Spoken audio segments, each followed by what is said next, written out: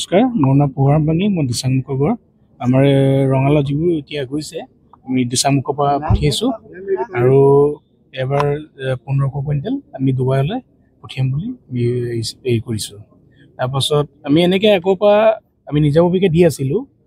আপোনাৰ আগৰতলা, কলকাতা, দিল্লী, উৰিষ্যা দি পঠিয়াই আছিলোঁ। কিন্তু এবাৰ প্ৰশাসনৰ ফালৰ পৰা পঠিয়াবলৈ পাই আমি নিজে সুখী হৈছোঁ। কাৰণ আৰু আমাৰ কিছুমান সমস্যা আছে, ছাৰে কৈছে সমস্যাবোৰ সমাধান কৰিম বুলি ভাল লাগিছে। আমাৰ হৰ্টিকালচাৰ মিছন বা উদ্যান শস্য মিছনৰ অধীনত অসমে শেহতীয়াভাৱে আমি যথেষ্টখিনি কাম কৰি আছোঁ আৰু বিশেষকৈ অসমৰ নেমু ভাৰতবৰ্ষৰ বিভিন্ন প্ৰান্তত নি ইয়াৰ বজাৰ খোলা হৈছে।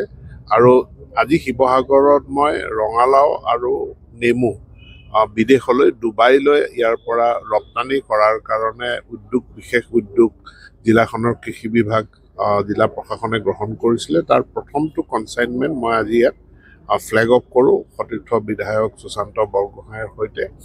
আৰু মই ভাবোঁ যে ই আমাৰ কৃষকসকলক যথেষ্ট উৎসাহ উদ্দীপনা যোগাব। বিশেষকৈ ব্ৰহ্মপুত্ৰৰ চৰ চাপৰি অঞ্চলত ইয়াত যথেষ্ট পৰিমাণে ৰঙালাও উৎপাদন হয়। আমি চুবুৰীয়া ৰাজ্য ৱেষ্ট বেংগললৈও ইয়াৰ পৰা ৰঙালাও গৈ আছে।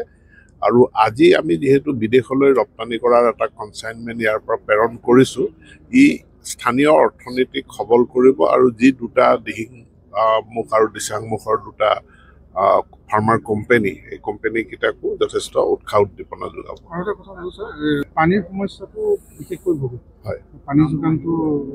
গতিকে ইয়াত আমাৰ ছ'লাৰ পাম্প দিয়াৰ ব্যৱস্থা কৰা হৈছে, ছ'লাৰ পাম্প যথেষ্ট দিয়া হৈছে। আৰু মই কৃষকসকলক বা FPC সকলকো অনুৰোধ জনাম যিটো এই ছ'লাৰ পাম্পৰ সুবিধাটো ল'বৰ কাৰণে।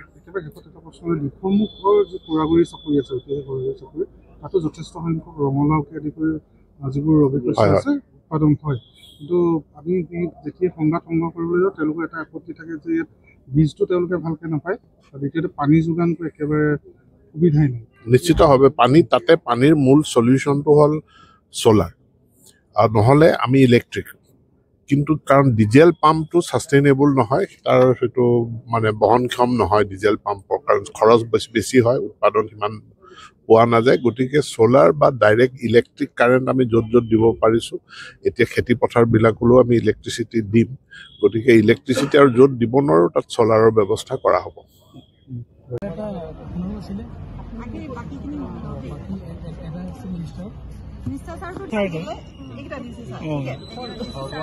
দৰিদ্ৰ পৰিয়াল এটাক দিয়ালে কিমান আশীৰ্বাদ দিলেহেঁতেন, ভাল পাচলি